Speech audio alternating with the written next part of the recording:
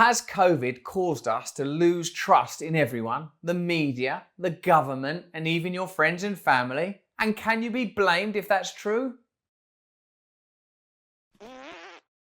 Hello there, you glorious awakening souls. Thank you for joining me on this journey of self-acceptance and continuing progression.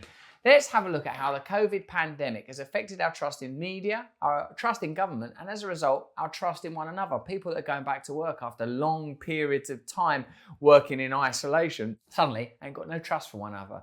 Think everyone's trying to snide them out of a penny piece, so they do. As companies have gone virtual during the coronavirus pandemic, supervisors wonder whether their remote workers are in fact working. New colleagues arrive and leave without ever having met. The longer employees were apart from one another during the pandemic, a recent study of more than 5,400 Finnish workers found, the more their faith in colleagues fell. It sort of shows you that actually we require contact and connection with one another. I know that myself personally. When I work with people remotely, I start to lose my baseline level of compassion for other people. But when I see them face to face, I realise, oh no, that's a human being. They've got all sorts of fears and requirements and doubts and assets and liability like anybody. You know, it isn't actually natural. These technological tools that we have are sort of remarkable, miraculous on some level of how they've helped us to achieve new states and things that could once not have been dreamed of in terms of the miracle of communication are now easy and taken for granted. But we have to remember who we are and how we've evolved and what we're supposed to do. And we have to remember that this pandemic situation, no matter where you stand on it politically or what you think about it medically or the regulations that have been brought in, it's been damaging. It's damaging to see your leaders have parties, and it makes you think, well, if the point of those regulations was to protect people because it's so dangerous to meet up, we shouldn't be doing it. Why are you doing it? Are you not frightened that you're not going to get that virus, that we're all being locked down in order to not get it or spread it? Why aren't you concerned about it? It makes you doubt and mistrust them. And also, when you live in a state of continual fear, whether you think that fear is legitimate and justified or you think that that fear is being amplified, a state of fear is antithetical to harmony unless you can bond around a common purpose. And if you can't bond around a common purpose because you're all separate from one another, it's natural that mistrust occurs. Basic mistrust is an obstacle to evolution personally and socially. You have to have basic trust to advance out of what I would call pretty primitive states of awareness. If you basically don't trust people, and I've been guilty of that in my life. In the early part of my life, I generally didn't trust people. It took me a long time to feel like, oh, people are okay. They're trying their hardest, all those kind of things. I talked to Brené Brown about that one time, and she said she'd been on a similar journey from thinking people weren't trying their hardest to people sort of are trying their hardest. Even if you think they're doing a dismal job of their lives, they are trying their hardest. Now, if you're in a very unique situation where you're spending loads and loads of your time on your own, you can't communicate or connect with people, it's natural to sort of drift into crisis-based psychological states. And I think that's what a lot of us have been in. In March 2020, trust levels were fairly high. By May, they had slipped. It's funny, isn't it? Because trust level's got an arbitrary thing to measure. Trust is at an all-time high. That's 10 trust points per person. You know, it's abstract, and it's difficult to quantify, but I suppose these people must have methods. By October, about 7 months into the pandemic, the employees' degree of confidence in one another was down substantially. According to Pew, half of Americans believe trust is down because Americans are not as reliable as they used to be. Well, human beings are human beings, but our values and our principles, our cultural narratives surely define us. And we are at a time of very unusual and bifurcated narratives. People believe different things. Huge parts of the population vilifying other parts of the population for peculiar reasons, for peculiar abstract reasons. There ain't no real reason to vilify an entire group of people, really. It's not a helpful thing to do. In the past few years, Americans' trust in the government's handling of domestic problems has not strayed far from the record low of 35% in 2019.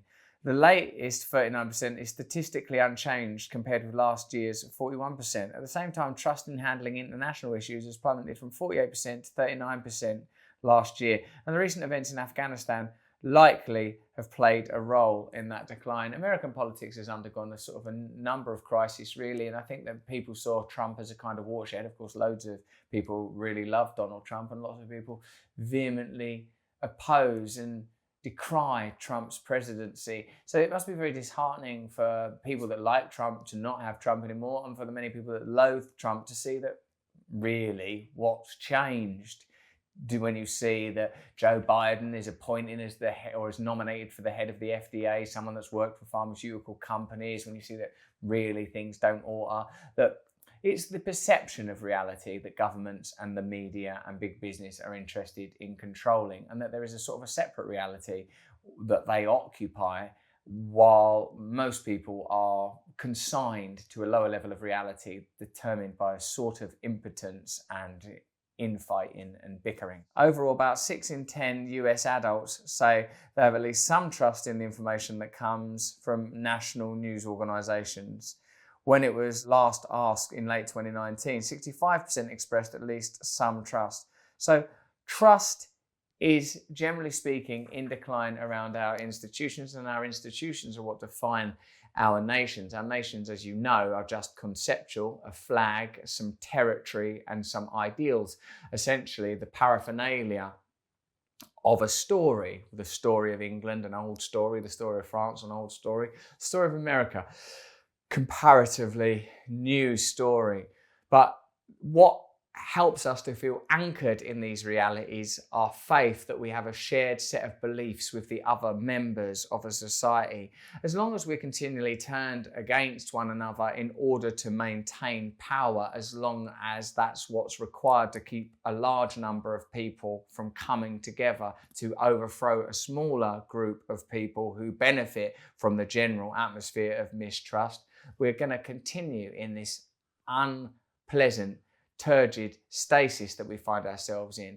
How we experience it as individuals is mistrust, generally speaking. Like my first feeling sometimes when encountering a new person is that I can't trust them. And it takes me a little while to go, no, this is just a person like you. This is something we can work on. There have been people where you know how you sort of really believe your instincts are good, and I hope your instincts are good, and I think my instincts are good, but I can think of occasions where I thought, I'm not sure I like that person. When in time I've gone, that person's all right, they're okay. And I think it's good to have an optimistic view of human beings. Yes, the point of not trusting someone is prevention of them exploiting you, right? That's the point in not trusting. If you don't trust someone, you don't give them the opportunity to exploit you. But there is a price to be paid for that also. I think transparent communication and openness is the way to trust. And then you have to grant people trust. And the consequences of that will sometimes be that people betray you or let you down. But there are consequences too to living without trust. I've tried that way of living. Now, and it's a practice rather than something I've perfected, I like to operate on the basis that people are fundamentally good and give them some trust. And when I find myself drifting back to, I don't like those people, they can't really, I think, oh no, you're doing that thing again where you're not trusting people. So in spite of the evidence and the obvious fact that our institutions are behaving in accordance with a set of values and principles that are, to say the very least, I think, in bad faith, let us as individuals try our best to treat each other with openness, clemency, kindness, open hearts, and good faith.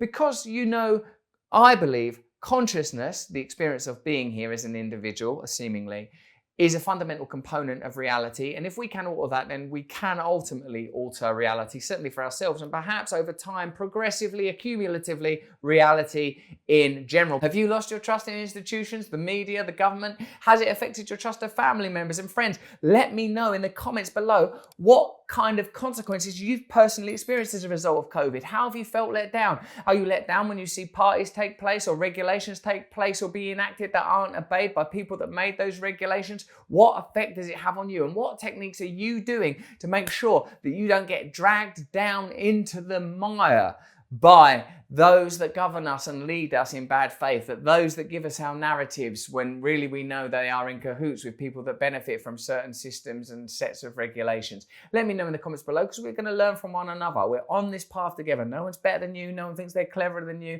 Certainly I don't. So let's go forward together, learn together, and please stay free.